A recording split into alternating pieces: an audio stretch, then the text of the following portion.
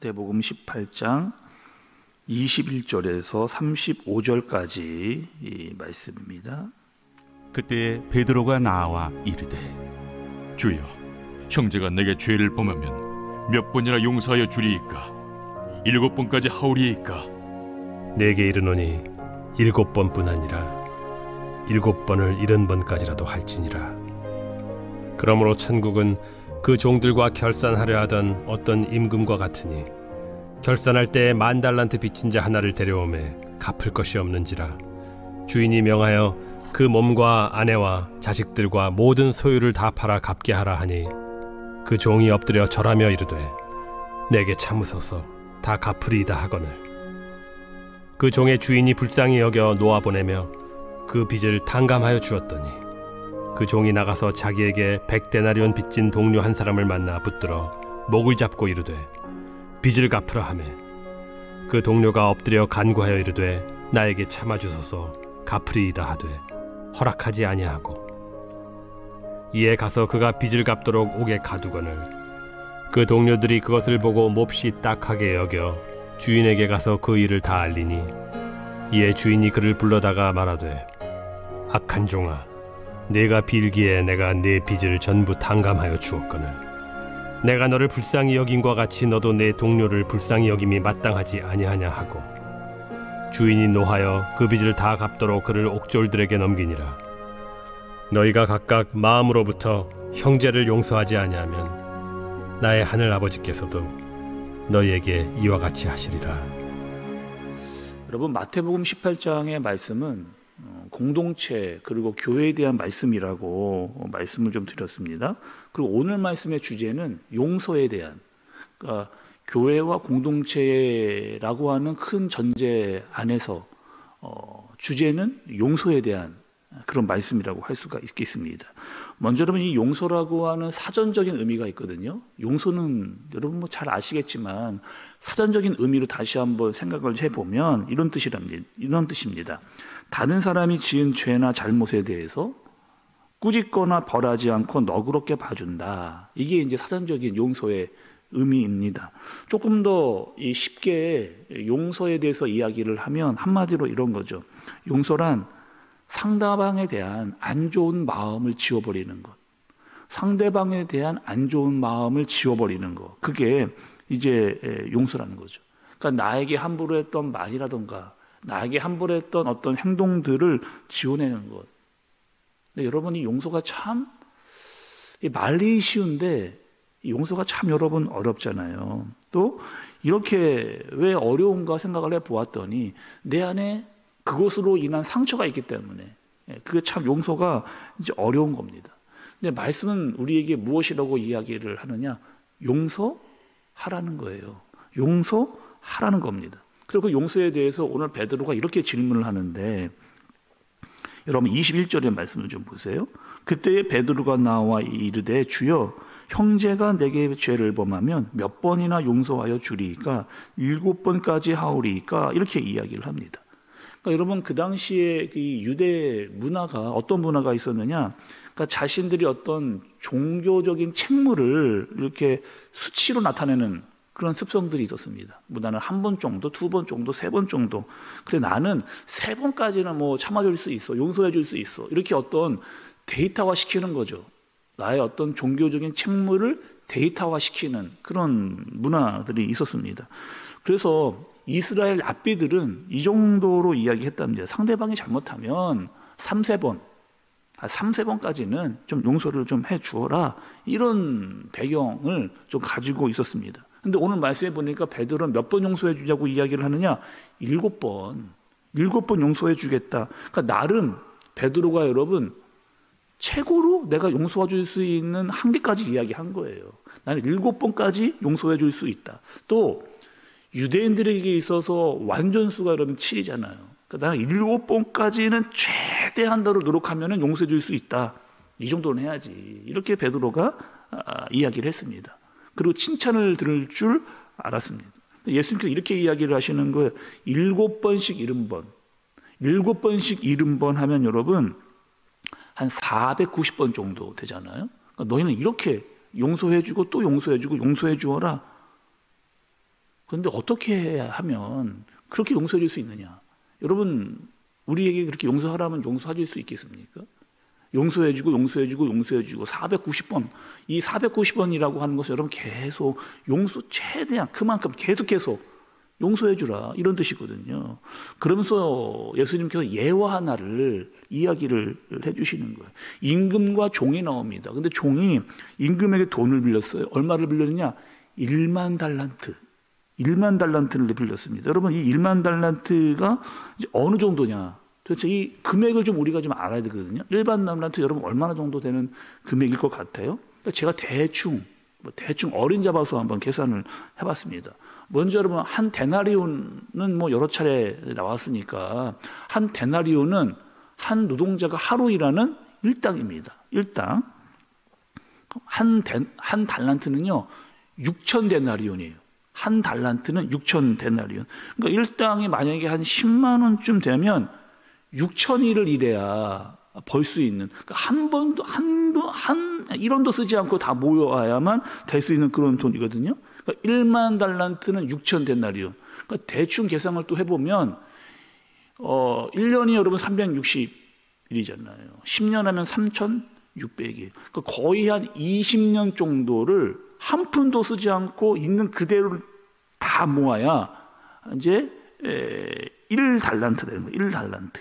근데 여러분 1만 달란트면은요, 그러니까 1달란트가 정도인데 1만 달란트 뭐 계산이 안 되는 거죠. 도대체 얼마만큼의 큰 금액인지 이거 뭐 생각할 수도 없고요. 도저히 갚으러 낼 수 있는 능력의 한계를 초과한 그런 금액이거든요. 또 오늘 말씀에 등장하는 100데나리온. 100데나리온은 100일치이란 거잖아요. 또 10만 원씩 계산하면 한 1,000만 원 정도 되는 그런, 그러니까 1만 달란트하고 또 이 100데나리온하고는 그 금액의 차이가 어마어마하게 많이 나게 되는 거죠. 임금이 자기에게 돈을 빌려간 사람들을 쭉 이렇게 쳐다보다가 1만 달란트 빌린 이 종이 나온 거예요. 데리고 와라. 너 돈 갚아라. 이렇게 이야기를 한 거예요. 근데 도저히 이 1만 달란트를 갚을 능력이 없다 보니까 임금이 이렇게까지 이야기를 했습니다. 그러면 너 있는 거 다 팔라는 거예요. 압류 명령을 내렸습니다. 너 몸도 팔고 또 네 처 자식 다 팔아. 그리고 너 재산 다 팔아도 다 갖고 와라. 근데 다 팔아도 1만 달란트를 다 갚을 수 있는 능력이 되지를, 그럼 어떡합니까? 이게 큰일 났습니다. 이거 정말 이게 갚을 수 있는, 내가 감당할 수 없는 그런 금액이거든요. 갑자기 정말 갑자기 임금이 내가 빚진 그 1만 달란트를 탕감해 주는, 아니 왜요? 그 어마어마한 금액을 그 임금이 왜 여러분 탕감을 해주는 겁니까? 그러니까 이 종으로서는 도저히 이해가 되지를 않는데, 그게 바로 여러분 예수님께서 이야기해 주시는 하나님의 은혜라는 거죠. 하나님의 은혜. 도대체 갚을 수 없는 그러한 놀라운 은혜를 하나님께서 주신. 그러니까 나는 정말 죄인이고 빚쟁이 있는데 나 같은 죄인이 어떻게 이와 같은 은혜를 경험할 수 있는가? 그 이유는 단 한 가지입니다.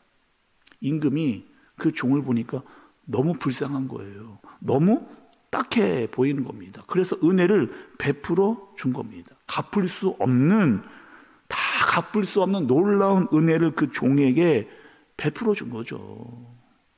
이것이 바로 하나님께서 전적으로 주시는 갚을 수 없는 은혜라고 하는 사실을 말씀이 이야기를 해주시는 겁니다. 그런데 이 1만 달란트 탕감받은 이 종이요, 나가다가 또 나에게 돈을 빌린 다른 친구를 만난 거예요. 그 친구는 나한테 얼마를 빌려갔느냐? 100데나리온.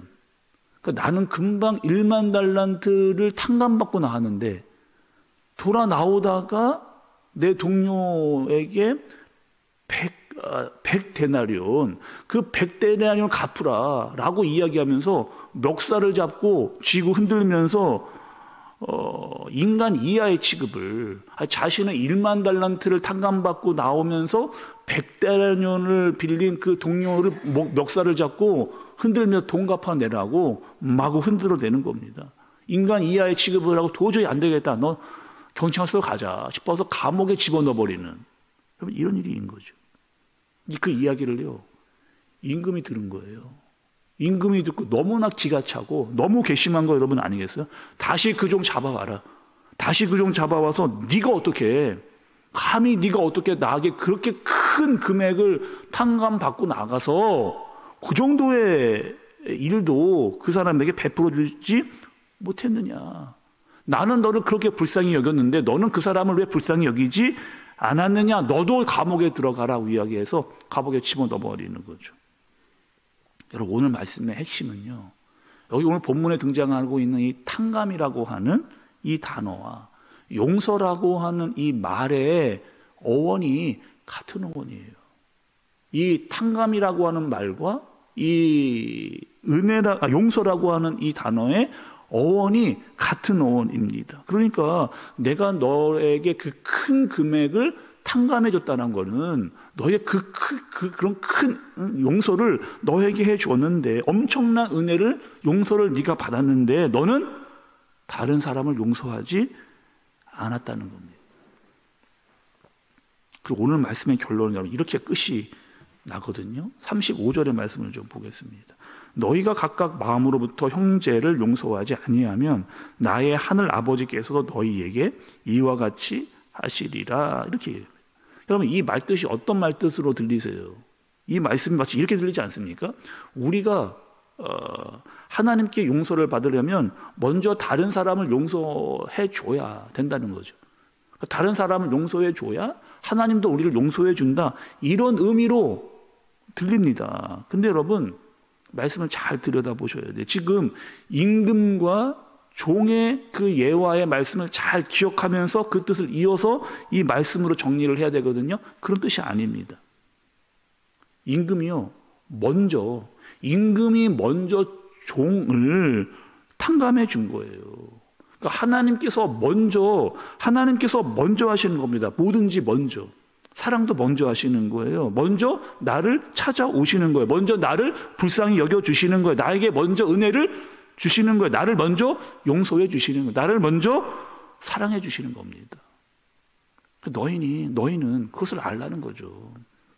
내가 먼저 너희를 사랑했고, 내가 먼저 너희를 용서했고, 내가 먼저 너에게 은혜를 주었는데 너는 왜 그 많은 은혜와 사랑과 용서를 경험하고 다른 이에게 그렇게 하지 않느냐. 한마디로 말하면 너는 어떤 존재라는 거예요? 오늘 1만 달란트를 탕감받은 사람이라는 거예요. 너는 1만 달란트를 탕감받은 그런 사람, 값으로 따질 수 없는 엄청난 은혜와 용서와 사랑을 받은 그런 사람이다라고 말씀해주고 있는 겁니다. 그러니 너는 먼저 그런 은혜를 받았으니 먼저 가서 용서해 주어라, 이렇게 이야기를 해주시는 거죠. 여러분 오늘 우리는 이렇게 살아야 됩니다. 하나님의 은혜를 잊지 말고 도저히 갚을 수 없는 어마어마한 은혜를 받은 사람으로, 하나님께 용서함을 받은 사람으로, 그 은혜를 먼저 누린 사람으로 다른 이에게 나누어 줄 수 있는 그런 사람이 되어지는, 여러분 그 놀라운 일이 뭐예요? 대표적으로 정말 그 놀라고 어마어마한 일이 뭐예요? 예수 그리스도의 십자가입니다. 그 은혜와 사랑과 용서를 받은 너는 7번씩 70번까지라도 나가서 그 은혜와 용서와 사랑을 베풀어 주어라. 실천하라.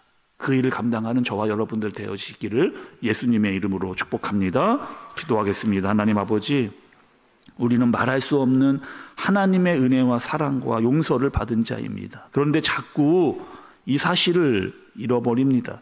자꾸 나만 보이고, 나에게 함부로 한 사람만 보이고, 상처 준 사람을 용서하지 않았습니다. 먼저 사랑받은 자로, 먼저 용서받은 자로, 먼저 은혜를 경험한 자로, 무엇보다 예수 그리스도의 그 십자가를 생각하면서 나도 그들을 품을 수 있는 마음을 우리에게 허락하여 주옵소서. 예수님의 이름으로 기도드리옵나이다. 아멘.